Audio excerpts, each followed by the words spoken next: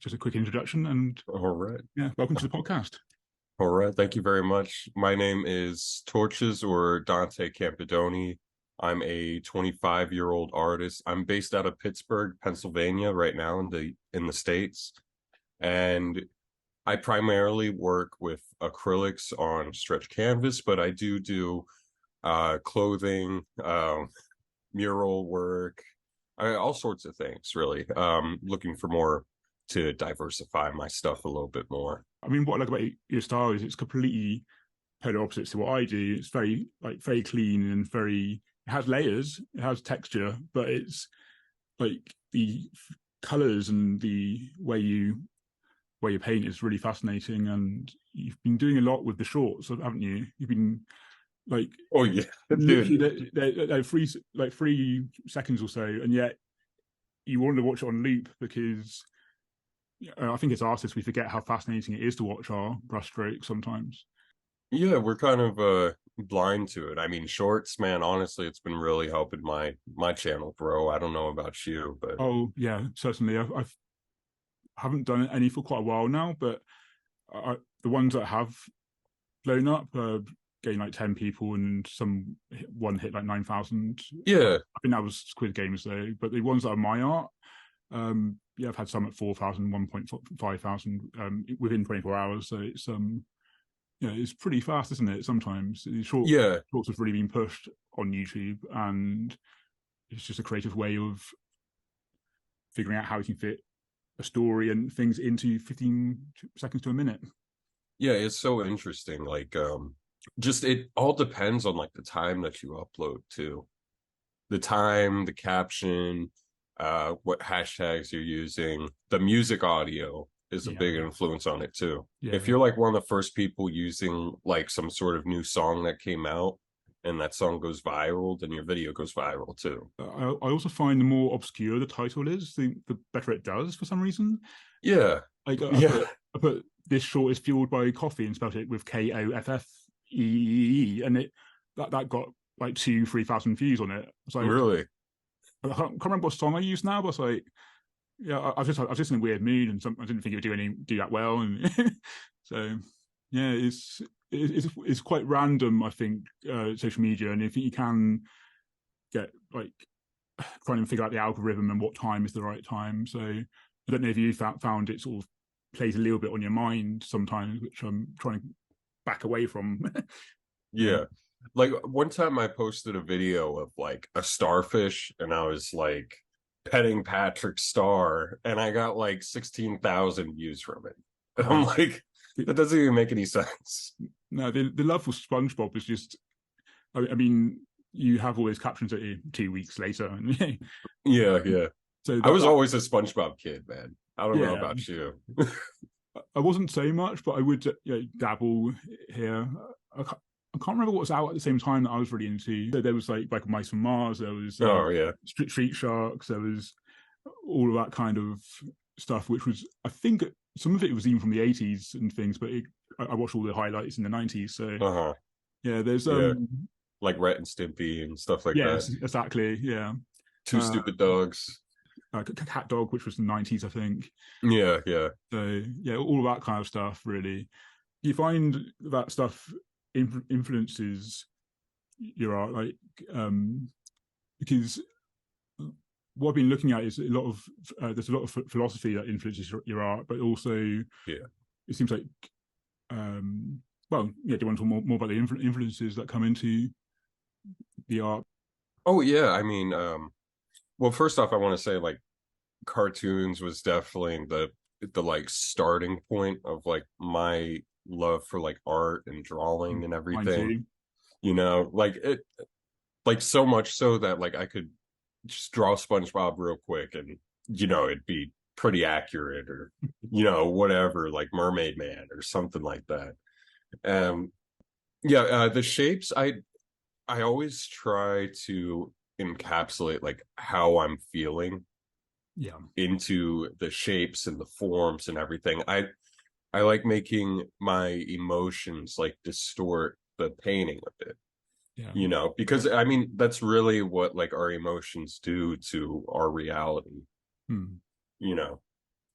Like right now I'm working on a video that talks about like subjective and objective truths, and like which one is like the real truth. And it's really like a mixture of both, I mean, like, don't get me wrong, like objective truth, I mean, it's kind of like the basis of science and everything like that, but it just seems so cold without the story, you Yeah. know. I mean, I love your titles. They always bring me in of the subject you're talking about while painting, or because Mm-hmm. I think the ones that Not really got me following you was those voiceovers you were doing, or when you do an introduction, then you go into the artwork or time lapse or a close up. But there's mm-hmm. always a kind of philosophy or pondering, like you have a topic that you're thinking about on that day and things. Like what I've figured out throughout my art process is like learning a new thing each week Hmm. keeps me like from not having like creative block or anything Yeah. like that, and then I just kind of share like what I'm learning. I'm sorry, man, my cat is just screaming right now. Oh, I think the audio has distorted it because I did not Oh, okay. did not clock that as a cat. Okay, but yeah, it's basically like what I'm learning, I mean, I was never like well, I was a good student, okay, but I didn't desire what I was learning in like school, but like the power of like YouTube and Mm. Google and like all these different search engines, it allows you to just like learn what you're curious about, you Yeah, know? it's completely changed the landscape from. I mean, YouTube was kind of around, but it wasn't really on my radar till reasonably quite recently, actually. But there is YouTube University now, where everything you can possibly think of, someone's thought to Yeah, give that knowledge out for the better good, and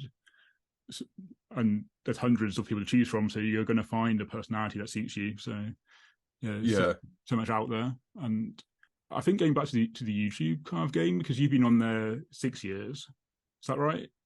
yeah. I mean, Taking it I seriously, not. used to be like a gaming channel, and Ah, then okay, I like gotcha. switched it to like art maybe 3 years ago. Okay, mine was, yeah. I was never on YouTube, and then well, actually saying that, I did have a kind of gaming channel I updated every 6 months or something, but Yeah, yeah. yeah, yeah, about 3 years as well, and I lost my thread. But I think what I was getting at It's okay. is the staying consistent, and whether whether you found like the like oh, that's right, because we're talking about learning on there. So Yeah, yeah. yeah, have you ever been dragged into that kind of space where you thought, like, I should do tutorials, I should do product reviews because that's what seems to be popular? And I've done a few. They've got some good views, but it's not sustainable for me personally. I don't know if you found that Yeah, more you or. I don't really prefer like doing tutorials and stuff like that. I feel like that's so ungenuine for Yeah, me. Like amateur. I Yeah, yeah, like I'll talk about life and all that. Like it's what I'm interested in. It's not what somebody else is interested in. yeah, It's a lot like art. Like it's all individual. yeah, And you can just hope that it speaks to someone else. yeah. I mean, there's that old saying, "Don't play to the gallery," and it's kind of, well, don't don't try and guess what the audience wants, because there's enough people on the planet that hopefully what you're, well, not hopefully, there will be, if you're doing something that you love, there's enough people out there that are gonna be at least some Yeah. that resonate with that. Because I'm telling you, man, if it was like for the money or whatever, I'd probably be doing like pop art. you know, just because that always seems like the easiest to get paid from. Like it's not. I just can't get with the idea of having somebody else's creation on like a canvas. I don't want to. Like I don't want to paint Bart Simpson and the only thing people think about is Bart Simpson. You know, Yeah, I want Like I feel like that's a problem with like a lot of artists when, or at least when they first start out. Maybe it's more of like the music industry. People try to sound or uh paint like someone else, but it's only the beginning, you know. You got to be able to paint for yourself.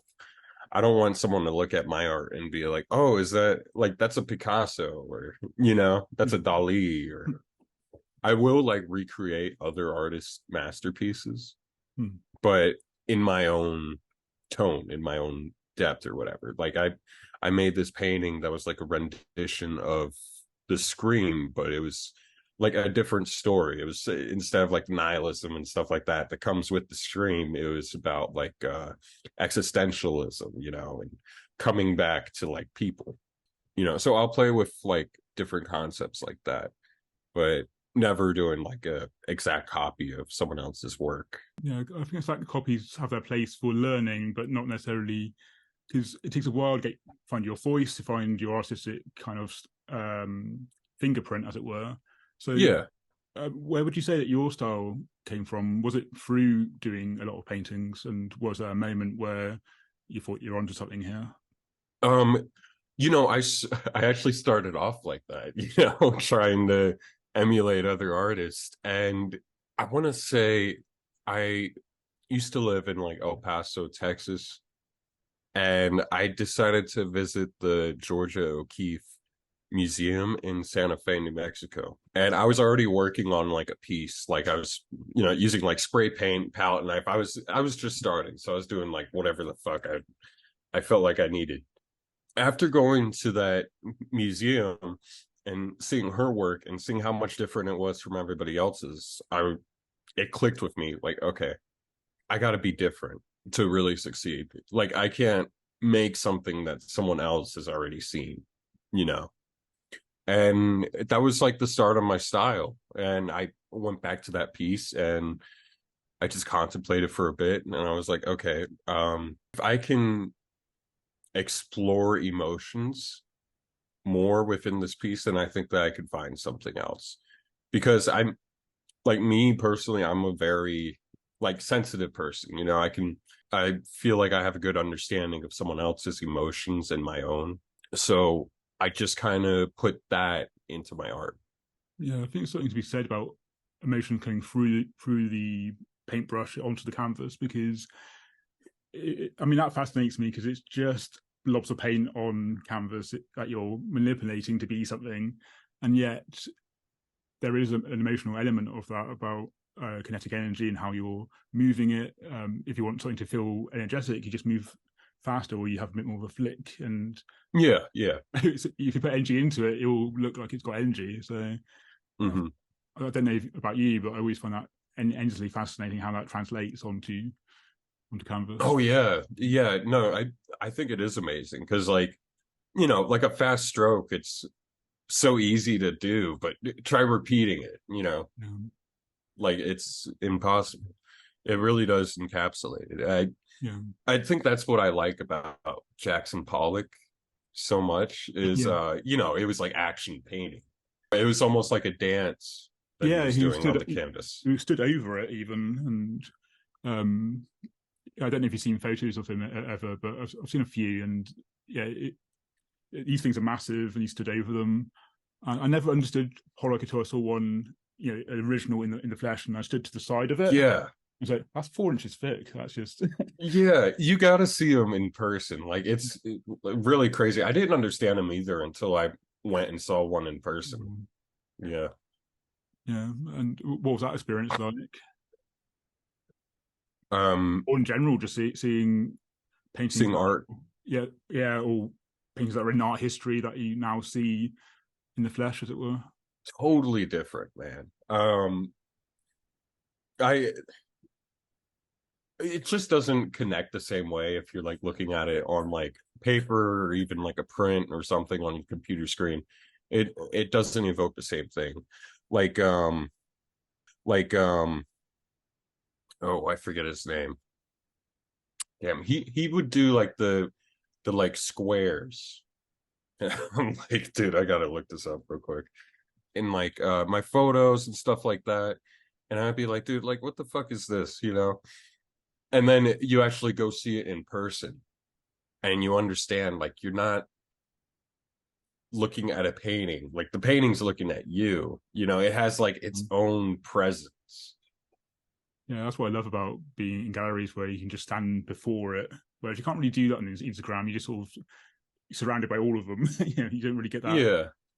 I mean, I love when galleries use Mosaic and have loads of stuff there, but it is a different experience than just scrolling on your phone and actually standing there. Mm-hmm. It was Mark Rothko. I was thinking of Mark Rothko. I thought you meant Roscoe, but when you said paint thinners, I thought, maybe not. And then I couldn't think of the name either. So it's right. Yeah.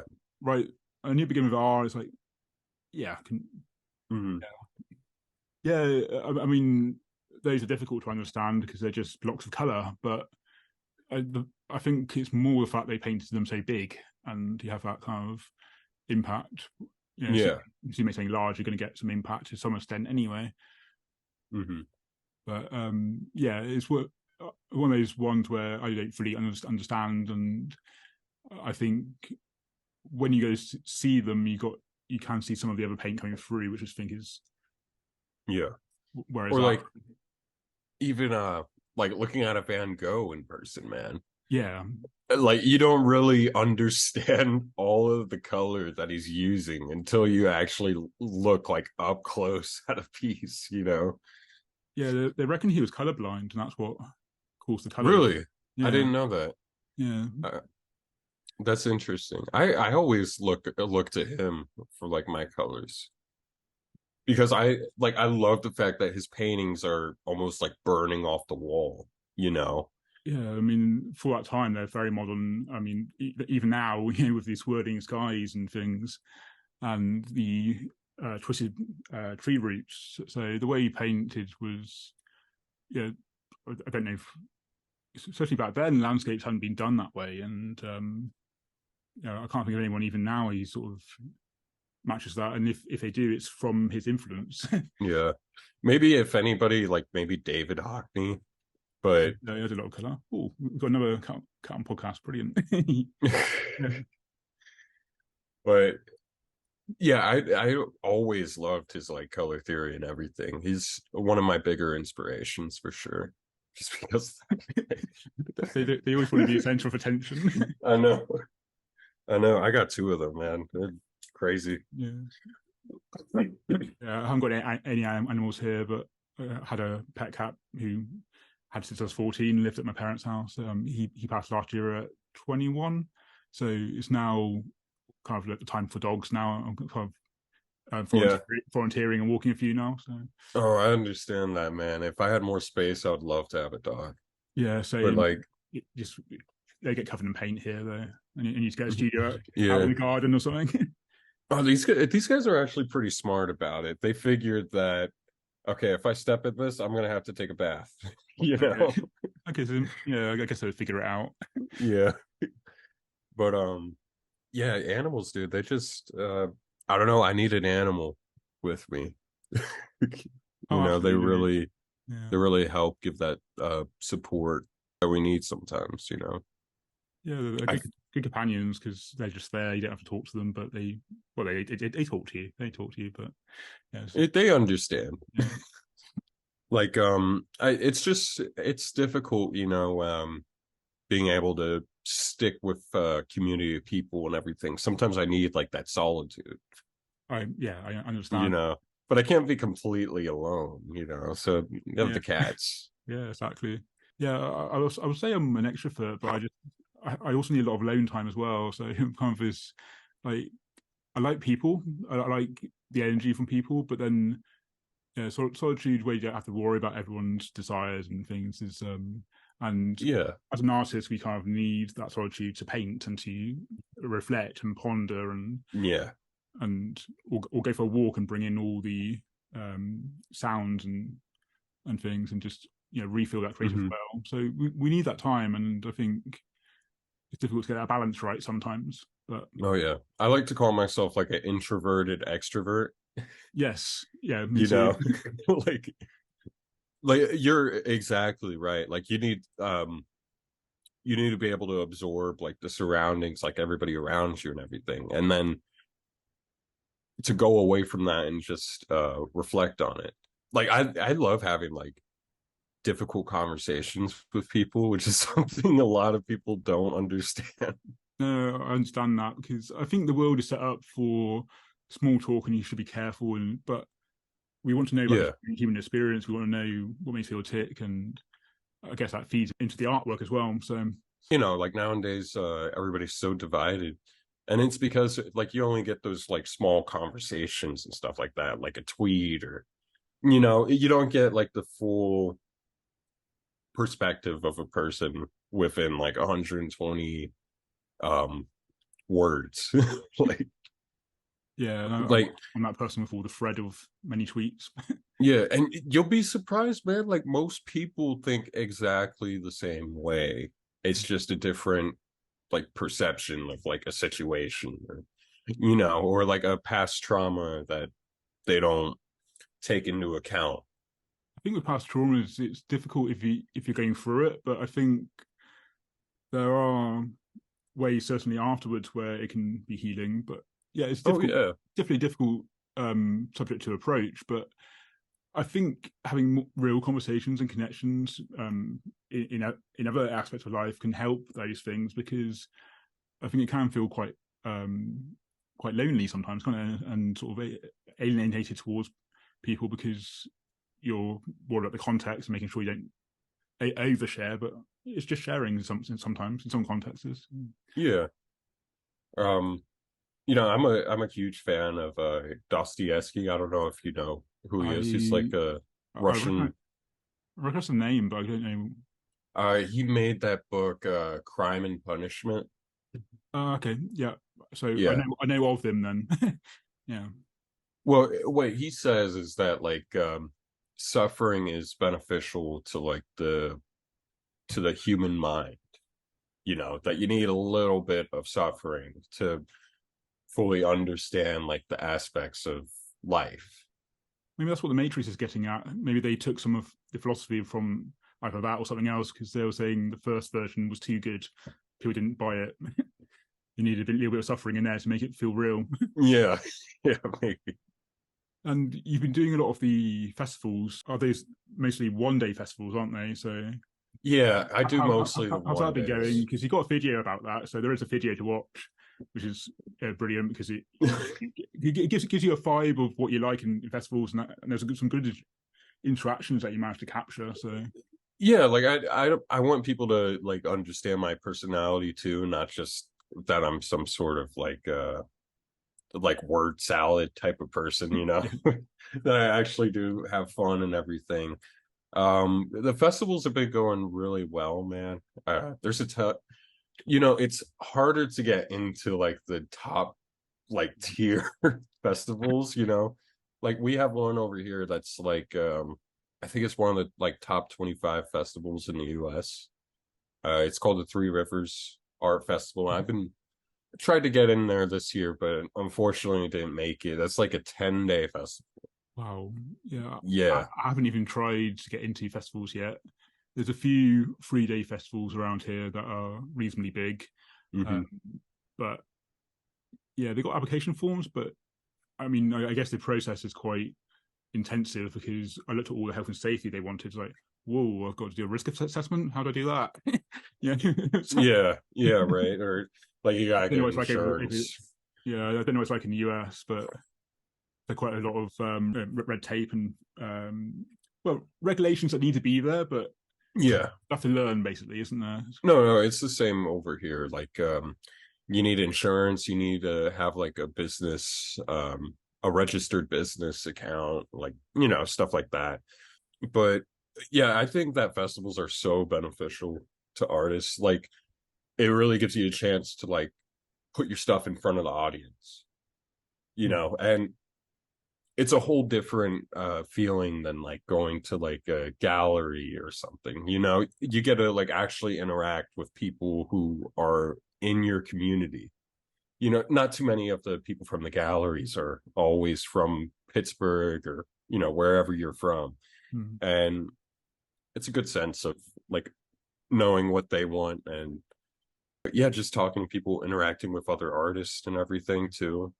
That's a big one. Yeah, definitely. You get a lot of contacts from these things. Yeah, forming a good community. Yeah. That's what I'm all about. I really want to like bring my community together. I don't know if you saw, I curated a art show actually at a gallery. Oh, I haven't It, come across that one yet, but I will be looking. oh, okay.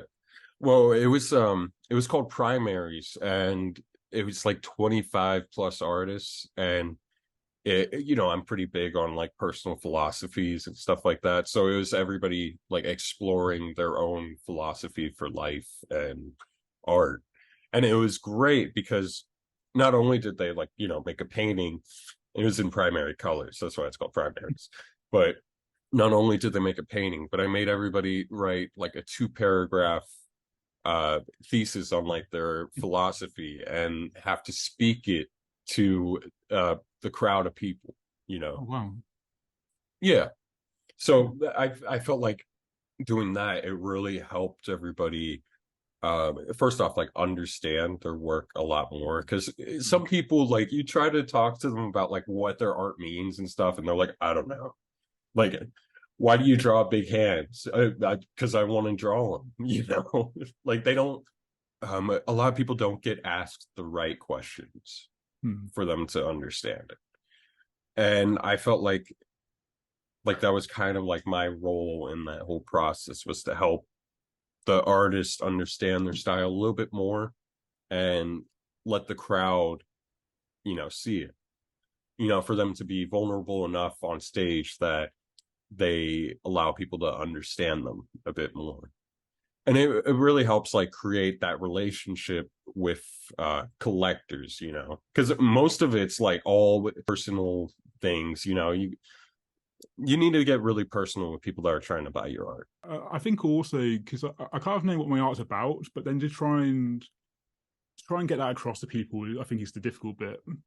To try and really stitch that story together, because if it's like mine, where it's all about belonging and being and difference and being on the outside, but then trying to actually have people understand, why is that painting about that, and Yeah. all that sort of stuff. I think that's difficult as well. Really trying to escape that pun, but paint a picture to have, Yeah. to have, to really have people understand what you're about. And when I said I was changing the name of this podcast as we rebrand, I think what you capture in your artwork, and you do get that across really well. I think the story behind it. That's good. I really try to be cohesive, you know.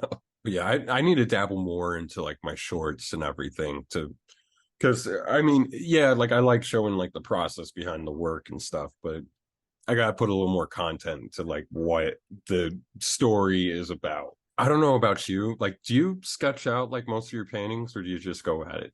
I just go at it for most of them, but I'm starting to now sketch because painting takes such a long time, and I need to get to the point where I know if I want to go for it or not.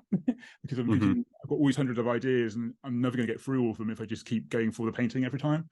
So I mean, in university we were really taught to use sketchbooks, and we were marked down if we didn't. So Really? I think it was kind of like a rebellious sort of, I'm an artist now, I don't need to do that. Yeah, yeah. I love sketchbooks But when out in cafes and things, but I need to. Well, I don't need to, but I've started to plan my own paintings just a little bit more, just to get a feel for them, decide if what kind of competition I want, and whether it's worth using the paint for it, because they do take time. Some of these paintings, not all of them, but some take a good few hours, if not tens of hours. So, yeah. oh yeah, I'm sure. I mean, me personally, like I used to do a lot of sketches, but I just stopped because what I noticed is once I started to put it on paper, I started to get like that sense of doubt in my head, you know. So instead of making it in a sketchbook, I just do it right on the canvas. Yeah. Yeah, and I try to keep everything in my head, like I'll have like multiple different paintings in my head, and I'll just like think about them, because I have a very like I guess, image orientated Yeah, thought process. yeah, same. You know, I forget the term for it. Yeah, official mind or whatever you want to call it. Yeah, Yeah. visually. So I'll have like all these I'll have like a piece in my mind and image it, Mm. and I'll keep it there and I'll keep reflecting on it, like going back to it. And then I'll eventually put it on canvas. I mean, the thing about sketching it out first, I find it actually loses the energy. I lose interest. I go, well, I've done it now. Exactly. Yeah. Or if I'm sketching on the canvas, even with a pencil, it now becomes a drawing. It's like, oh, how do I paint over it? Or it looks very static. So the the way I like working the most that tends to work best. It's like I paint it out with the paint, or I paint the eye and build up from there. Sometimes I need to paint with the draw with the paint to get kind of like it all on the canvas, not have like a leg coming off the edge or something. But Yeah. Yeah. more times than not, I'm painting an element and then building up from it usually, Mm-hmm. and that's the way I prefer to work. But I've kind of reverted back recently because you get these. I haven't had many commissions, but when I do, they're quite elaborate, and you're thinking I need to figure out where everything's going to go to fit it all Yeah. on, and then it does lose a bit of the energy, I think, even though it does look like an amazing detailed piece. I'm Yeah. sorry. I live in a studio apartment. Like, there's no Um, no other room for them to be in. no worries. It's good that they survive, and but yeah, yeah. I'm just in a one bedroom, but I've been in many a studio before. So, yeah. Yeah. But no, you described it perfectly. Like, you really do lose like the energy of the whole process of making that painting. And then it makes me not even want to do it anymore, you Yeah, know? like I've explored it now. Yeah. And Don't like regret painting. whenever I put it on the canvas, like just straight on the canvas, I feel like I have more of accountability, because it's Yeah, always there. Like yeah, with the notebook, it's just, you can just close it and yeah, forget about it. But you put it on the canvas, and it stares at you the whole time. yeah. I kind of learn it in the process as well. I mean, I don't know how you get such clean lines with that because if you make a mistake, you have to paint over it carefully. But Oh, um, many layers, man. yes, Many layers. yeah. And when people say, "Oh, you got loads of texture," I'm kind of with what Maggie Hamblin said in an interview. Texture? No, it's just like hours of mistakes I've covered up. Yeah. And Yeah. texture, I think of fabric that you painted look like fabric, and texture that way. No, that's just mistakes. Yeah. But it is minor course corrections, as another YouTuber, Rafi was here studios, says, and I totally agree with them because you're just changing little things and finding little things you can change, and then Hmm. slowly getting towards a bit where you decide actually I can stop now. Yeah, um, yeah. Just slow refinement. yeah. Man, I tell you, liner brushes are like my favorite thing, honestly. That's the best brush ever, in my opinion. Is that what they also call the riggers with the long brushes or more? Yeah, yeah. Yeah. Yeah, I used to use those a lot, but now I'm using these small ones for that, like sort of have a point but smaller because sometimes the bend. But yeah, Hmm. uh, but it is fascinating seeing you use your liner brushes and it bends and things. And I might need to Yeah. get into them. I might need to buy some more expensive ones. I think the cheap ones aren't really working for Oh me. my gosh. You, Yeah. you, not you don't need to get super expensive. Those who are listening, but sometimes one up from the bottom can help. Mhm. Yeah, like I want to get like the long, big vinyl ones that they use for like cars and shit like that. Yeah, Like that's where the rigger comes from. the It's used on the ships. yeah, the pinstripe. I think that's what it's called. Don't know. I'm going to look that up though. 'Cause I've not heard of them being that long, and see what people do with them. Yeah. I mean, I need to make bigger paintings too. Or well, when I was in the rented studio, when I could afford it, I can't anymore since the energy prices have gone up here, like tripled. Hmm. But Gotta yeah, love inflation, man. yeah. Well, and also just wholesale prices going up and the government Yeah. not putting a stop to it. So, but yeah, Yeah. there's without going into politics on that one, there's some massive paintings in my hallway which are 46 inch by 46 inch. One of them, like 120 centimeter by 120 centimeter. Nice. Yeah, Nice. massive. And I painted like a seascape on it, and there's amazing seascape artists out there. It's not like to that kind of like impact, but because it's so big, I just want to get it as if you're looking from it from afar and looking at it. So it'd be nice if someone could either buy it or a hotel could rent it for a bit, because it's it's massive. So Yeah, yeah, that's the only downside of it. You know, you got to have the right collector for it. yeah, exactly, and all the right space to show it even. Yeah. Yeah, so Hmm. yeah, it's definitely a challenge, but I like working big. I like to do some proper murals at some point. Oh yeah, Um, it definitely encapsulates my style a lot more using bigger pieces hmm. for you sure. you still using spray paint now then, or would you do the bigger pieces with acrylic? I would use acrylic. I mean, I usually use spray paint for like murals and stuff like that. Not so much on canvas anymore. I don't know why. I maybe I should work with that a little bit more, honestly. It really gave it a good look. There's something about like acrylic and spray paint when it goes together Oh, that it looks nice. sometimes I like just getting the edge of the splattered bits, because splatting onto the acrylics. I don't really use it for anything more than that, but you start to learn can control a little bit, like different pressures and things. Yeah. I can't draw a straight line still, but we'll get there. No, dude, I'm the Yeah, same way. I just use it to cover, like yeah, for coverages. Like, yeah. I can get little splatters. I can get different kind of pressures of coverage, but yeah, straight lines not quite there yet. yeah, we'll get there. Yeah, There's like a mural park where I live, and it's awesome, man. Like yeah, just a whole bunch of like cinder block walls. They're yeah, lined up for like artists or whoever to come and spray paint it. yeah. There's loads of practice walls around here, but I'm figuring out that actually they're kind of a grey area where technically they're not legal, but they kind of are known to be practice rules. But it's like there's so much that they need to really open up places where people can practice, so that those who are getting commissioned and doing actual murals for the city, have a place to practice, because there's Yeah. yeah, it's still looked down upon in terms of grouping street art with graffiti, and I think for me, the two terms are completely different. Graffiti for me is tags Oh yeah, yeah. and That's how it is. vandalism and things, but whereas street art, even though it could technically be vandalizing, the desire there is to make something more beautiful and to have a space that is allowed. Yeah. So it's a bit different. Hmm. I don't know what I your take definitely is on agree that. with that. I no, I agree with you on that take. Like I like what I like is what Toronto is doing. Like they have a whole section of the city where they have like muralists and stuff like that just working on whatever. I Mm. think that's great. I think they do the same thing in Philadelphia. The city's government actually commissions artists to Mm. do like buildings and stuff like Yeah, that. So you have like all these gorgeous like buildings covered in murals. yeah. It's amazing. No, same here. We got a lot of commissioned murals, and Bristol was named for it. Hmm. There's several Bristols, but Bristol in the UK for those who are listening.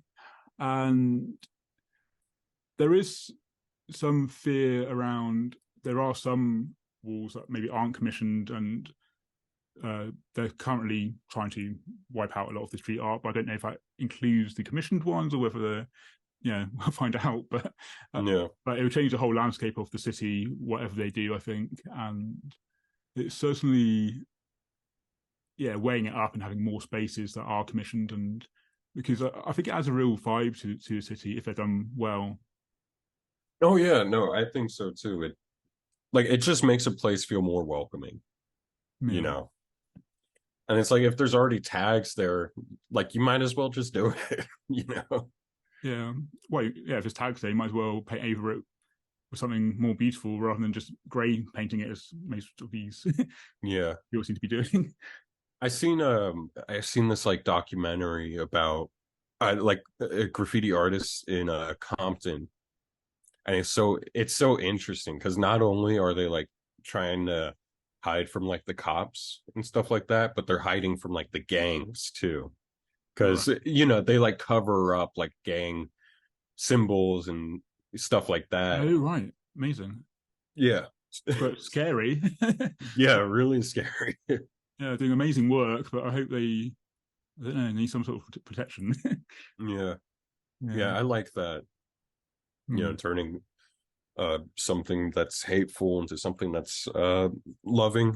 Like I don't know. There's this guy on YouTube that went viral a couple years Hmm. ago, where there was like a bunch of like swastikas and stuff like that. I was thinking that just before you said it, actually. Yeah, and then he turned it into like Fru- strawberries and Fruit milk, and or food, yeah, and yeah. yeah. I thought Then that was amazing. you'd have to keep returning if they put another one on, touching it up and turning it into something. Yeah, Yeah, I don't know what he's doing now, but he was viral on certainly on YouTube for about a year. I think it kept running for quite a while, yeah, but yeah. That was it's still in great. our memories for sure. Because yeah, it's one of those things where you're thinking, you know, how because there's a whole culture of how real is that set up and stuff. But I think yeah, you see it happening, set up a camera, do a time lapse. So yeah, it's yeah, Yeah. but yeah, there's a lot of I'd much rather have what he painted than have a load of tags and torch stickers everywhere. So Yeah, right, right. I love how uplifting art can be. You know, when I was growing up, I mean, like my family was in poverty and everything. What I liked the most about the art was it made me feel limitless, even though I was limited in yeah, a different area of life. You know, and I think that like that sort of uplifting of like the spirit or whatever you want to call it is like really important. And you know, I wish that more of these communities that are going through rough times like that, or like, you know, gang violence or whatever, like they can find that's a good outlet out of it too. yeah, I think art's very healing for the person who creates it, but also for those who are viewing it as well.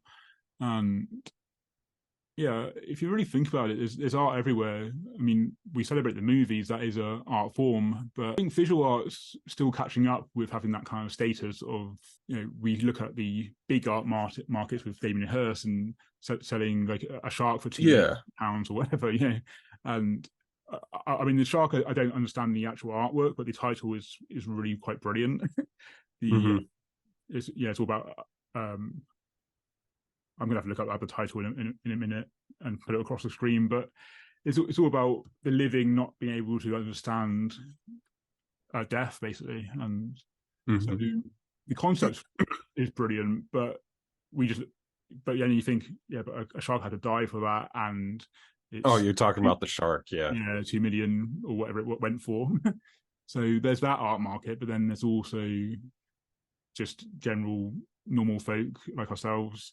Yeah. Yeah. Well, normal. There's no normal, but putting in work out there and Hmm. selling a few here and there, and some full time, some not. But yeah, there's those who are just obsessed with painting and putting it out into the world. Yeah. It's making the podcast more interesting. It's all good. Yeah, so those who are listening haven't quite got it on to Spotify or that stuff just yet, but there are a few lovely looking cats walking past the screen every so often. Yeah, they're we just we're on curious. YouTube. We're just on YouTube for now. It's just easier, but yeah. I don't know why they're like you know, magnetically connected to like the keyboard. They always want to mess with the keyboard for some reason. Yeah, or they somehow figure out where the video image is and go, oh, Yeah. there's Yeah. me. Yeah. Yeah, exactly. Have you drawn your cats? Just thinking. Have you painted I them? You Because know what? I haven't painted mine. I painted other people's, but I really haven't. I'm more of like I guess a person uh painter in a way. I mean, I painted a fish recently. oh yeah, the fish was awesome. Yeah, Yeah, yeah, the good fish. Yeah. I think you shared that on one of the socials. Just Yeah. sure saw a fish. And the one behind you, I'm just noticing, has that got a face in it as well with the Yeah, orange? it does. Yeah, that's just Yeah. literally come out of the painting and just like, okay, I see it now. It's called Eve's Dreams, and Oh, there's a face above as well. yeah, yeah. Uh, Hmm. so, Yeah, it's yeah, like Eve's on the bottom and Adam's like a thought, a concept, you know, it kind of like forms almost into like a thought cloud in the image. It's a play on like you know, I guess like modern like gender roles and stuff like that and how yeah, they're changing and how I guess men are becoming more dependable on like women's like thoughts and concepts and stuff like that, and how woman's idea of a man a man and his role is changing as well. Yeah, just I'm fascinated how it's taking this long for my brain to go, oh, I can see people. So I love paintings like that, where the more you look at it, the more you can see. Yeah, the more it makes sense. Some people like, because I've had this one up at like a restaurant, and some people will like talk to me like, oh yeah, like me and my friends were like looking at this, and like, is that like a boner or something like that? Like, I don't understand how my paintings end up being like overtly sexual when it's like I don't even recognize that, you know? Yeah, it's amazing what people can see in our paintings. I had one well, I suppose it was part of the art battle, so I only had 20 minutes to paint it anyway. So not Oh, good. nice. But I had like half a finished Easter Island head thing going on, and but Hmm. because of the way I painted it, the top of the skull was there, and the eye wasn't quite finished. So the person thought it was like a boat going into a cave, and he sort of reminded him of his holidays, and so I was like, yeah, yeah, whatever you wanted to be, that's what it is. So, Yeah. but for 20 minutes, I wasn't really going to put a lot of emphasis on that work. But Hmm.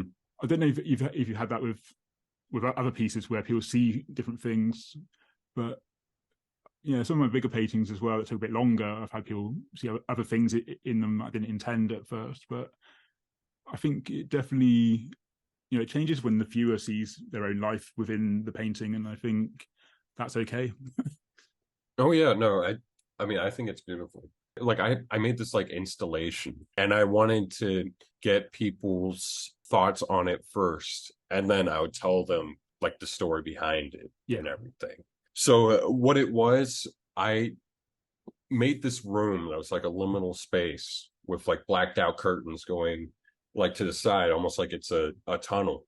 And at the end of the tunnel, I painted this wall, this black 3.0, which is Oh, a crazy paint. I've heard of it. How easy was it to get hold of it? Pretty easy. I mean, it's pricey. It's Okay. pretty expensive, Yeah. but it turned out like incredible. So I made like this painting that was also like a sculpture of like a heart and like a chest cavity. Mm-hmm. And I cut out the heart and I put like a cloth and a motor to make it look like the heart's like pumping, and Yeah. while it's pumping, I have like these two bass on opposite sides with like a heartbeat that's like in like a echo almost. And like a red light on like the heart so that like really I guess gives that idea of like an unsettled feeling. I would get people to like go in there first, because the door I found this incredible door that's like for photography rooms. It's like a rolling door, so you go inside of it, it rolls, and then it takes you to like the other side. That helped a lot because it gave people shock, like they didn't know what was. They hear this loud beeping thud and they're like, what the fuck is that? And they go in. But the idea behind it was, I guess I was saying, like, what would be space and time and all this if there was nothing to observe it, and that's why it's just like the heart that's beating in the background, and the background is just like a void of emptiness, because it would really be nothing if there's nothing to view it. And just hearing other people's response to it was like crazy. Like some of them were like, like they lost somebody, and like looking at it, they really made them like cherish life. It's great just like hearing other people's perspective first before they have like something to influence what they're going to think about. Yeah, for sure. And yeah, I've never really experimented with installations and that kind of conceptual art before, but that must have taken quite a long while, not only just to come up with, but to actually set up and to Oh dude, have it working. And yeah, it took maybe a year. I was so underfunded for it. It was just a disaster, but it came out perfectly at the end, which is, kind of the whole art process. Like normally there's always that one stage where it's like, oh, this is looking terrible and everything. yep. But I feel like that way with like oil paintings, especially, and it's just like, no, like I gotta like endure this. I gotta seek this out. It becomes like one of your better paintings, or, something that you learned along the way. So my mind's just gone back to YouTube actually, and because YouTube's a long game. So, Mhm. I mean, a question I ask everyone on the podcast is, for those putting their work out there, or putting themselves out there on social media or in person, what advice would you give? So that's sort of like part A of this question, but also, how do you keep going with YouTube when you're not always getting necessarily the results you're hoping for? So yeah, sort of a two-part question, but yeah, advice for putting yourself out there and also maybe steering it towards YouTube land as well. I want to say that it's more like, for me, my videos, in some sense, like I want to, like, educate, inspire people or whatever, but in the end, like I want to inspire myself. I want to remind myself of like these concepts that I've thought of whenever I'm feeling like doubtful or Yeah. whatever. And what was part B of that question? Well, you cover answer part B with the videos, but then a more general Oh, question is, any advice for putting yourself out there on social media or in person, such as the markets and things, to sort of keep going and to just not necessarily keep going, but just to sort of feel okay about it. this great quote. It's just like, fake it till you make it. Yeah. So keep doing that. Like, don't, you're an artist, so what your thoughts and opinions on like a subject or whatever, it matters. If you don't put it out there, then it's just never gonna be, Yeah. so it's better to have it out there. And like, don't be shy about it. Like, really, I don't know. Yeah. No, that's really good. That's really great advice, and I think I've been thinking about it recently. Sometimes I put stuff on social media and go, right, I've done it. Like a year or two Mhm. goes past, I'm thinking, recently I've been thinking, why don't I just put it out there again? I can do a reel about it and say they're still available, and because Yeah, the art's not going to go off, or it's not going to be annoying being reposted, especially when it's a year yeah, or two later. exactly. So there's going to be new Exactly. people. There's going to be people who've forgotten about it, and also in advertising. I mean, I don't want to have psychological warfare in advertising, but they say it takes about 7 times to become I was about to say that. familiar. Yeah. Yeah. Yeah, for them to get familiar and to be interested in it. Yeah, Yeah. yeah. I don't know if you have that experience where you hear a song on the radio and you go, "Oh, I recognize this song. I like this song." And it gets playing into the main bit. You go, "Oh no, it's a song I hate." Yeah, Yeah.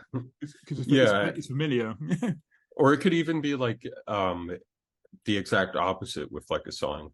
Like, you could listen to a song the first time and you're like, this song sounds terrible. Like, Yeah, what were they thinking, And then you listen to it maybe 2 or 3 times and it's like, whoa, like I like I actually understand this a lot more. yes. Yeah. It does make me worry about the human mind sometimes, how we can get sort of coaxed into things. But I think art's different in the sense that you're not trying to pull the wool over their eyes. You're trying to connect. You're trying to build a relationship with people, and mutual excitement is what it's about, really. And Hmm. I think when the 7 times comes in with advertising, it's not about trying to get it to be familiar and to like brainwash, like with the music you hear on the radio, but it is more, people miss it. It's not going to reach everyone, so, Yeah, yeah, or people forget exactly. about it because it's been a year or two, and they might even be thinking, yeah, I like that painting a year or two ago, and it's probably gone by now. And Yeah. Mhm. sometimes you need. It's not going to hurt to put it out there again, I don't think. No, I don't think so at all. I mean, it's different if you're like spamming it like every 5 minutes or some shit like that. Like, sometimes I try to like post on my story at least like 5 times a day or something like that. And sometimes someone will see it from like a while ago and be like, oh yeah, like I remember you. Like, do you still have that painting? Or Yeah, and then I'll be like, yeah, I do.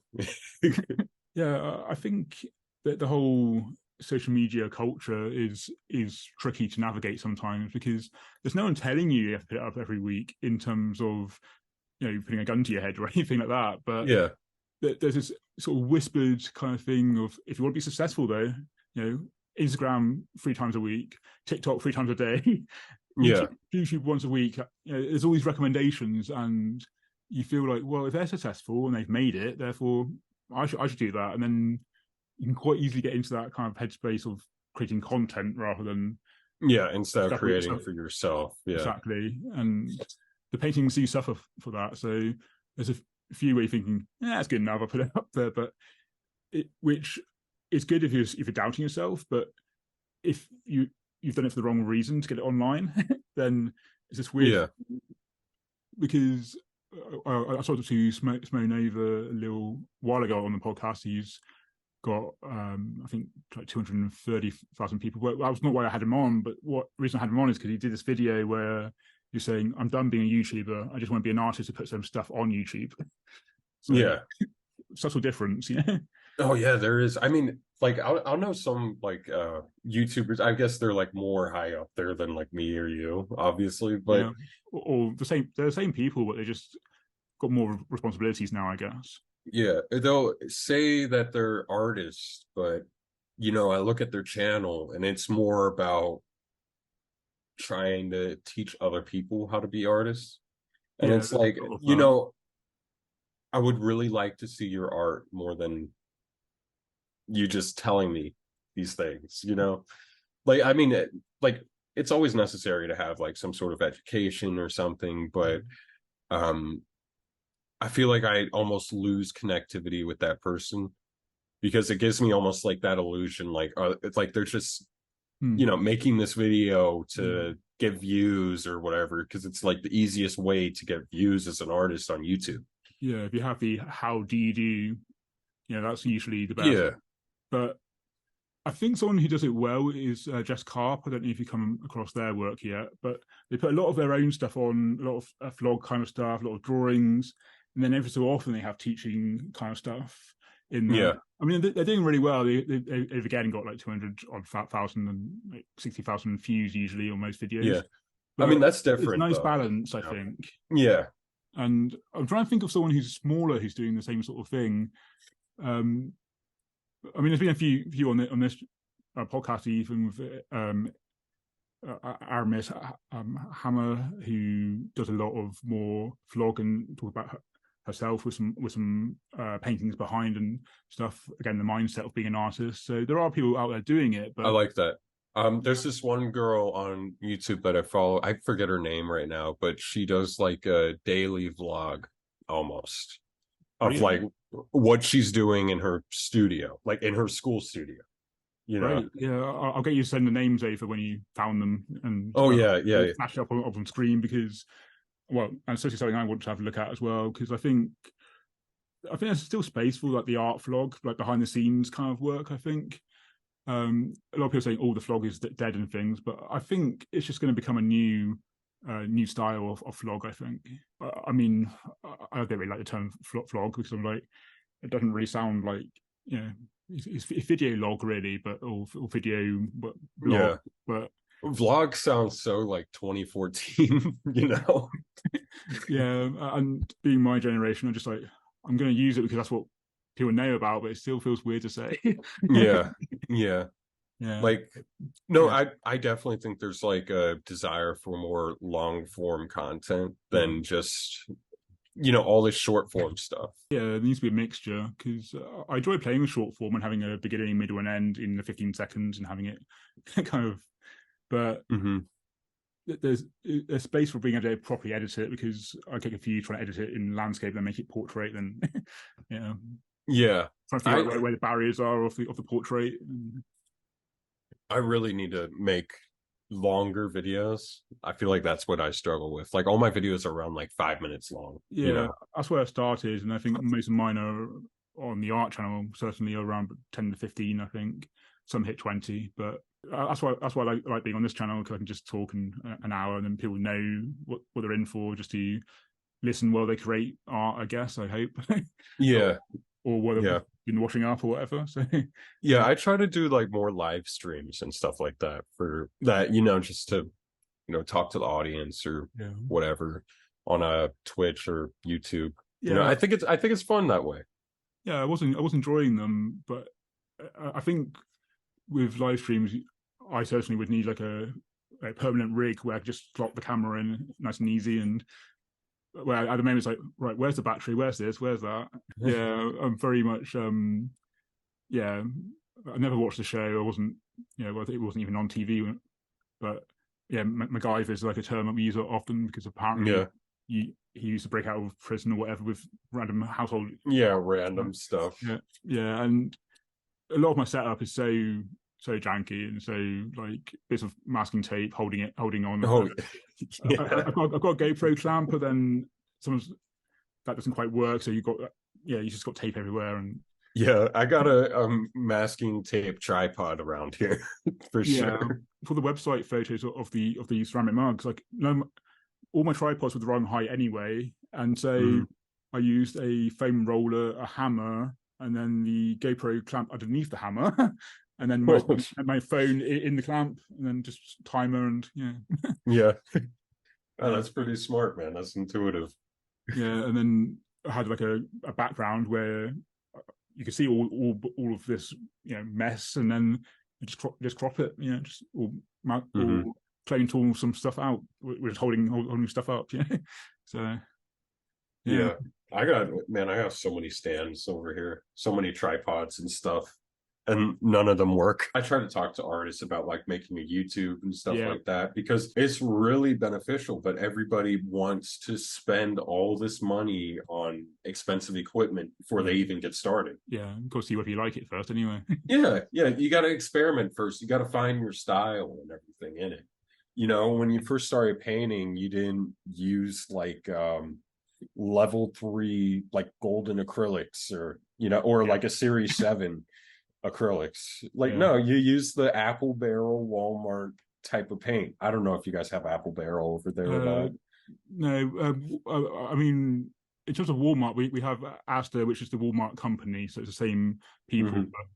But, so the closest to that would probably be we have Liquitex Basics, but that's probably a bit further up. But there's also there's also a place called The Works. I don't know if you have anything like that, but it's like no, we don't. Stationery shop, and I wouldn't recommend using their acrylic because it is a bit watery. But the stuff I got me into it was System 3 by Diaroli, and it's kind of the texture is brilliant. It's got more filler and stuff in it, but I personally can't tell the difference between that and Winsor & Newton Professional. Yeah, you put enough layers, and it looks the same. Yeah, I did like a sun test for 3 months, and if anything, the Professional faded more. Really? Yeah, that's interesting. Marginal, but that's really interesting. Yeah, or maybe I'm just trying to find fault in things, but you can really notice a difference. So I think you'd have to do a 100-year test, and no one's got time for that. So it's yeah. I always wonder about that. Like, man, is this a work gonna last that long, or hopefully someone will touch it up in the future. Well, I think with acrylic, there's just no history because it's not been around that long. In terms of oil paintings, we've got like 400-year oil paintings, and I think acrylic's going to do better than I think everyone's roaring it's not going to last a time, and it's got plastic in it that takes millions of years to break down. So you got a point there. Yeah, it'll still be in the sea or on an apple or something. I don't think they produce microplastics. I think everyone's safe from our paintings, but it's they're going to last. Sort of outlive us and outlive those who buy them. So I think that's at least 100 years, if not. But I reckon 200, 300 years they're still going to be pretty much as new, maybe a little bit faded, but not by much. So, I think it's going to be interesting because everyone's losing their mind saying, acrylics aren't going to last and oil's much more hardy. But I think we're going to find it's the other way around. Yeah. Personally. Yeah. I always think about that, like just how long paintings last. I really I've become more and more like comfortable with the idea of death and everything because I have these paintings and everything, something that can still affect somebody, something that still has my essence. There's like this quote that I like that says, most people don't know the person who created concrete, but you see it every day in life. That's like my ultimate goal, is for my inspiration to still be there, past my life, even though like many people forgot my name or whatever, it's like the a drop in like the ripples that come from it, you're the drop, the ripples are how you affect like the world around you. I don't know if it's an artist thing to think about death sometimes, but I do wonder if you were to discover my paintings and be like, who was this and what's happened, and yeah, because I have a feeling there should be quite a few around, but we'll see. But it does make you think of something with cave paintings. We wouldn't have had such a insight to what was going on. So Yeah. they're always part of history in that sense, and you can see like the time when they were painted. Especially more so the ones that are showing like the dress of the like sailors or whatever, and you can get a feel for when it was painted. You know what's interesting? Like those cave paintings and stuff, they had like self-portraits, but the self-portraits, the face was blacked out. Like they didn't know what they looked like, they only knew like the person next to them or whatever, but they never got a view of them. I mean, unless they like went to like water or something, but they were like hiding in a cave. Have you ever heard that before?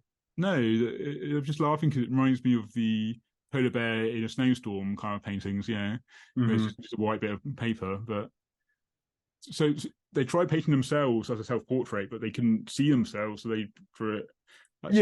They only draw like their body and their hands and stuff, but they didn't draw their face. Well, either that or they tried drawing the person next to them and they didn't like it, so just they just like smudged it. You can only imagine what was going on at that time. With just a sense of humor, like that's like entertainment for Friday night or whatever. Like I'm going to draw myself. Hey, look. I can't see myself, can I? So they makes you wonder. Started drinking fermented grapes, and they're like, "Let's just draw." Oh, Timmy's bleeding. Let's use his blood as paint. Yeah, the fire's gone out, but this will work. Yeah. There's a time when I used to draw quite a few cavemen and how they would think and trying to figure out their brains. Really? Yeah. That's interesting. I mean, I did one cliche one that I've still got somewhere where they've time traveled in front of a bus and going, hey. But I'm sure I've got some more around somewhere where it's just how thought changes over time and things. Again with the astronauts thinking how they think of space and what sort of games would they come up with, and all these little creatures and things, just thinking that kind of stuff. I haven't done character work for a long time, but I find it quite fun trying to figure out how other people think. And it's so it's so interesting thinking about people back then, because they were like the same people we are today, just in an entirely different environment. And then through the different environment that develops the brain to expand. And like me and my friends were talking about like what exactly is the right environment for a human, because I mean, we all know it's not what we have now. Everybody's so secluded and everything. And it got me thinking, like, maybe like ancient Greece and Rome and stuff like that, maybe that was the environment for us, like a place to like hide and sleep or whatever whenever it's hot, and come out to communicate, like how the bathhouses were pretty much like the public play area, the Twitter of back then. That's really what it was. It does make you wonder, because we're just a cog in the system in some ways, and we're trying to make more modern stuff to have better comfort, but then there's those who are on the poverty line, the rich and poor divide, and and then a whole lot of other stuff that isn't quite working. And it does make you wonder, like, what was this vision? Because there's war, there's things, and it can really overwhelm you if you think about it. And then there are some really put into their artwork, but I've never really figured out how to really encapsulate that and have it in a painting, have all this craziness going on. So therefore I combat that with beauty and seeing nature and the world that way, rather than focusing on the stuff that isn't working. But it does make you think though of what is the best environment for people, and the only way that really gives my life meaning is the artwork, to have that and to have focus on something. I like the idea of having a painting that's like a beautiful tragedy. Like I've been looking more and more onto like what's going on in like the Congo with like all the child slavery and stuff like that. And I've been wanting to make a painting about that, like make it beautiful, not so much the suffering, but I would say like the child being able to pull themselves out of that. Yeah, so I guess it's kind of capturing the hope, I guess, and the hope for change, and the being able to leave that world. Mm-hmm. It's very difficult to try and capture an image based on those things, and I don't know about you, but I just have always, every so often I go into that space of all these ideas of what the world's doing, and then think, I can't. That's not the way my official ideas work. Mm-hmm. Like I just made this painting about like Sisyphus, and I think it kind of encapsulates that idea of changing your perspective on like your situation in life. It's been wonderful. I mean, we've been chatting on Instagram, I don't know for how long, but some really interesting stuff. Yeah, wanted to bring you on and talk more about your art. And all right, so to view my artwork, I have a website. It's torchesart.com, and my Instagram is torches. You can subscribe to me on YouTube, Torches, and we talk more about like philosophy and stuff like that. I try to inspire others while inspiring myself on there. So yeah, that's probably the 3 best ways you can reach out to me. The majority of them will be down here somewhere in the description. So it's been wonderful to actually talk to you and in real time. And same here, man. We'll stay connected.